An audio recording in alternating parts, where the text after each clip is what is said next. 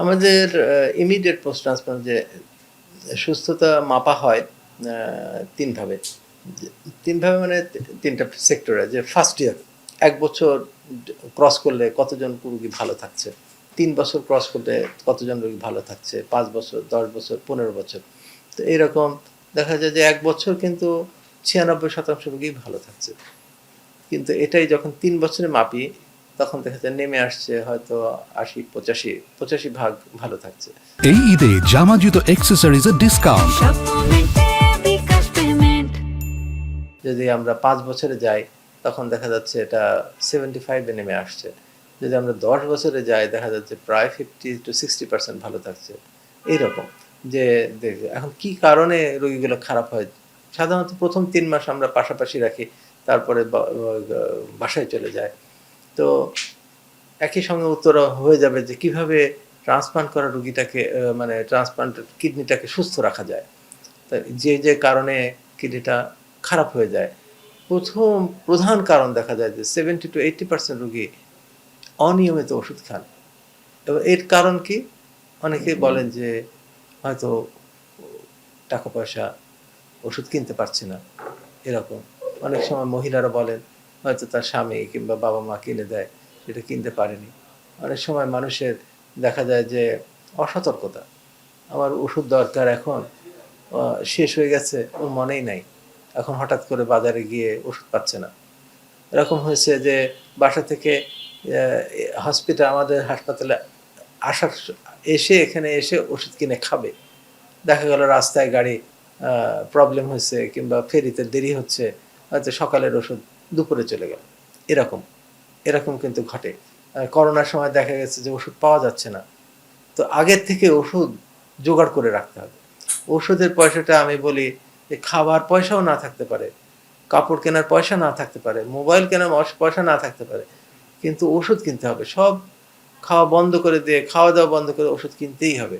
যদি আমি ওষুধে কোনো ঘাটতি ঘটে, টাইম এবং ঠিক সময় মতো ওষুধ খেতে হবে, ঠিক পরিমাণ যেটা লেখা আছে সেটাই খেতে হবে। খেলে তাহলে আপনার কিডনিটা ভালো থাকবে, না খেলেই কিন্তু কিডনিটা নষ্ট হয়ে যাবে। এ ব্যাপারে অত্যন্ত সতর্ক থাকতে হবে। দ্বিতীয় হলো যে ইনফেকশন। এইসব রোগী যে ওষুধ খায় তাতে কিন্তু রোগ প্রতিরোধ ক্ষমতা অনেকটাই কমে যায়।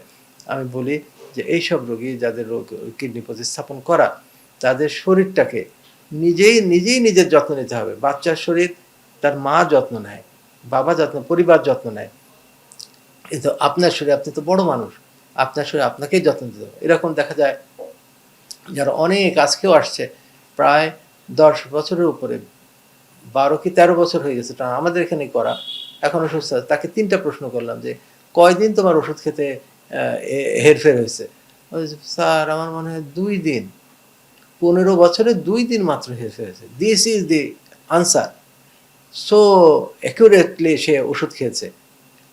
তারপরে জিজ্ঞেস করলাম তার কয়বার কফ কাশি জ্বর হয়েছে?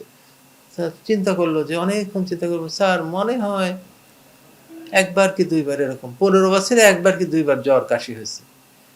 মনে রাখবেন এইসব রোগীর জ্বর কাশি হলে ওষুধ খেলে ভালো হবে, কিন্তু কিডনিটার একটু করে ক্ষত সৃষ্টি করে দিয়ে দেবে, অল্প অল্প করে।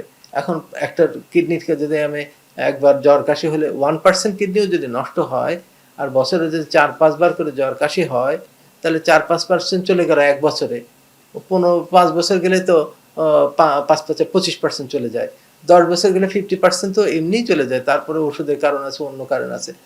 এই রোগীকে জিজ্ঞেস করলাম যে পাতলা পায়খানা কয়বার হয়েছে? ওই রকমই বলল, ১৫ বছরে মনে হয় ১ বার কি ২ বার। যেই রোগীগুলা ১০ বছর ভালো আছে, কিছুদিন আগে ১৫ বছরের একটা রোগী আসছে আমাদের এখানে করা, সে ইটালিতে প্রথম ট্রান্সপ্লান্ট করছিল, সেটা নষ্ট হয়ে গেছিল। দ্বিতীয় ট্রান্সপ্লান্ট আমাদের এখানে করছিলাম, তার মা দিয়েছিল, মাও এখন সুস্থ আছে, ১৫ বছর হয়ে গেছে।